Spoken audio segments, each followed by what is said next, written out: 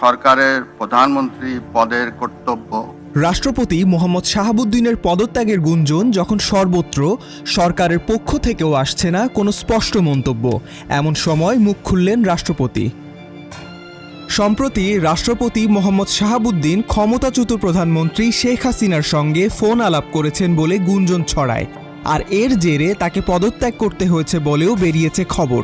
তবে এবার এমন প্রশ্নে মুখ খুললেন খোদ রাষ্ট্রপতি, বললেন প্রশ্নটা বিব্রতকর। পদত্যাগ করছেন কিনা এমন প্রশ্নের জবাবে ডেইলি স্টারকে রাষ্ট্রপতি বলেন দেখতে পাবেন, প্রশ্নটা বিব্রতকর। সংবিধানের 50-3 অনুচ্ছেদ অনুযায়ী স্পিকারের কাছে পদত্যাগপত্র দিতে পারেন রাষ্ট্রপতি, আর স্পিকার এই মুহূর্তে আছেন দেশের বাইরে। কথাটি শুনে রাষ্ট্রপতি বলেন আমার জানা নেই স্পিকার দেশে আছেন কিনা, এটা আমার জানার কথা না।